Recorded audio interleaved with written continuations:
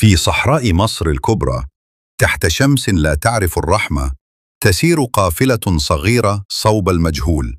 رجل وامرأة عالما آثار يتقدمان بحذر في أرض دفنت أكثر مما باحت، وخلفهما يسير طفل لم يتجاوز العاشرة اسمه آدم، يحمل دفترا صغيرا ونظرة تسبق عمره بكثير. يصلون إلى نتوء حجري غريب وسط الرمال، نقوش فرعونية لا تشبه المألوف، رموز لم تسجل في كتب التاريخ. يبدأ الحفر، يظهر مدخل ضيق مغطى بالتراب كأن أحدا دفنه عن عمد. يدخلون، ومع كل خطوة في الظلام يشعر آدم أن الجدران تنظر إليه. في وسط الغرفة مثلث ذهبي يعلو، مذبحا حجريا تحيط به نقوش لا تتبع أسلوب أي سلالة معروفة. تقول الأم وقد تراجع ظلها من المفاجأة: هذا لا ينتمي لعصرنا. لكن الطفل لا يتردد، يمد يده، يلمس المثلث. اللحظة التالية لا تنسى. الهواء يثقل، النقوش تشتعل بضوء أزرق، زلزال خفيف يهز الأرض، ظل بشري يظهر على الجدار ثم يتلاشى. تحاول العائلة الخروج، لكن البوابة تغلق، وآدم صامت ينظر إلى المثلث كأنه يتحدث إليه. تتحول عيناه إلى لون أزرق شاحب للحظة، يقول بصوت منخفض كأن أحدا لقنه: إنه لا يريدنا أن نرحل. في الليل بعد أن عادوا إلى القاهرة يبدأ الكابوس. آدم يصرخ في نومه، يرسم رموزا لا يعرفها. صديقه في المدرسة يسمع همسات غريبة عند اقترابه منه. الطبيب يعجز عن تفسير حالته، وفي قلب هذا الغموض يعاد فتح الموقع، لكن هذه المرة لا أحد يعرف كيف. آدم يقود والديه نحو ممر لم يكن هناك. الجدران تضيء بوجوده، ويظهر له وجهه منحوتا في جدار عمره آلاف السنين، مرتديا زيا ملكيا فرعونيا. ينهار الممر، ويحتجز آدم وحده خلف الردم. يهمس له صوت: لقد تم اختيارك. من خلف الجدار والده يحفر بيديه، يكاد يفقد صوابه، وفجأة تظهر الرمال تهتز، والمثلث من جديد يفتح بوابة تدور كالإعصار. آدم لا ينقذ، بل يختفي داخل الضوء. ويبدأ الجزء الثاني، ليس كاستمرار بل كولادة ثانية. آدم في سريره، لكنه ليس نفسه. عيناه لا تنطفئان، يصف رؤى عن حضارات ضائعة، مدن معلقة، وسماء تمطر رموزا. دفاتره تتغير، يكتب بلغات لا يفهمها أحد. لم يعبر آدم بوابة نور، بل غاص في جوهر الزمن. حين فتحت البوابة الثالثة لم يجد أرضا أو سماء، بل فضاء شفافا لا بداية له ولا نهاية. كان معلقا فوق منصة زجاجية تطفو في فراغ، ينبض كالقلب، يتنفس ببطء. هناك حيث لا زمن، فقط ذاكرة، ظهر أول كيان لم يتكلم بل أضاء. شع منه دفء لم يشهده آدم في حياته، ثم بدأ يعرض عليه رؤى، حيوات لم يعيشها، قرارات لم يتخذها، والنسخا منه تسير في عوالم مختلفة. أحدهم ملك، آخر متشرد، وثالث لا يزال رضيعا لم يولد بعد. لكنه في كل رؤية كان المثلث حاضرا، ليس كرمز أو تمثال، بل ككائن واع، يراقب، يختبر، ويختار. ثم تأتي لحظة الخيار.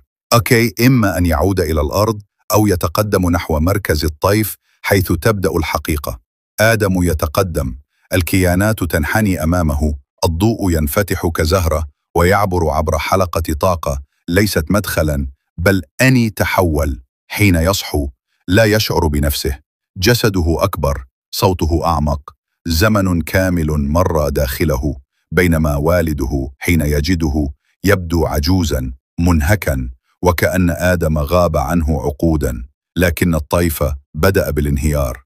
الذكريات تتداخل، اللحظات تذوب في بعضها، كأن الزمن يعجز عن تحمل هذا الكم من الوعي. وفي بداية الجزء الرابع يأتي الانقسام. يستيقظ آدم على نفسه، لكنه ليس واحدا، يرى نسخا متعددة منه، كل نسخة تمثل خيارا سابقا، نسخة هربت، نسخة خانت، نسخة حاولت التدمير، وأخرى تحاول إنقاذه.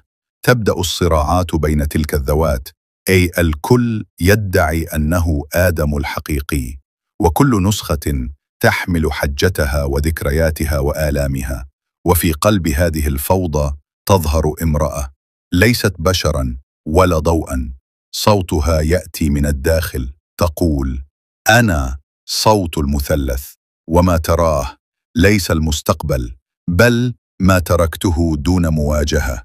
تدله على ممر زمني قديم يقوده إلى نقطة البدء، إلى المقبرة، لكنه حين يصل لا شيء كما كان. الجدران تتحرك، الرموز تنبض، والهواء حي، وكأن المقبرة بدأت تتكلم. هناك يجد مخطوطة قديمة تقول: الحارس المختار لا يولد بل يستيقظ. يدرك آدم أن كل ما مر به لم يكن مصادفة بل نداء متواصلا منذ لحظة لمس المثلث.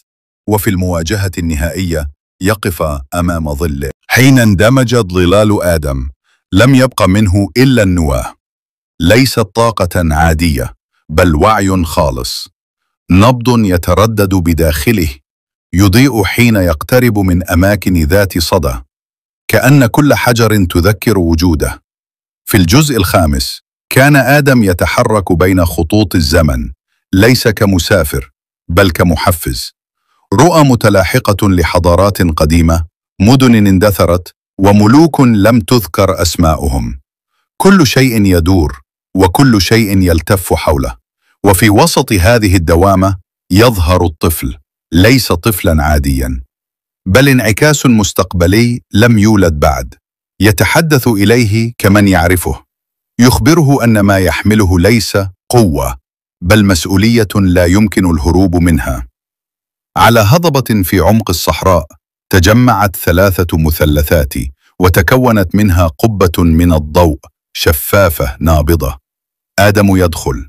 هناك الزمن لا يتحرك بل ينتظر، يرى والديه في شبابهما، كأن الوقت عاد به إلى ما قبل البداية. وفي لحظة من الصمت يظهر كائن بلا ملامح، يمد له ما يسميه المفتاح الأخير. حين يلمسه يتفاعل مع النواة داخله، تشتعل السماء وتولد بوابة ليست بوابة بل إعادة خلق. يسأله الصوت داخله: هل تختار العبور أم تبقى وتعيد تشكيل الأرض؟ آدم يخطو، وكل ما حوله يتلاشى في ومضة بيضاء، لكن ما بدا وكأنه نهاية كان فقط التحول. في الجزء السادس يعود آدم، لكن ليس إلى الأرض، يعود إلى عالم يشبهها لكنه جديد، مدينة مألوفة وغريبة في آن واحد، أبنيتها من الطين لكنها تطفو، والناس لا يعرفونه لكنه يعرفهم. وسط الساحة تمثال له، وعلى القاعدة أول العابرين.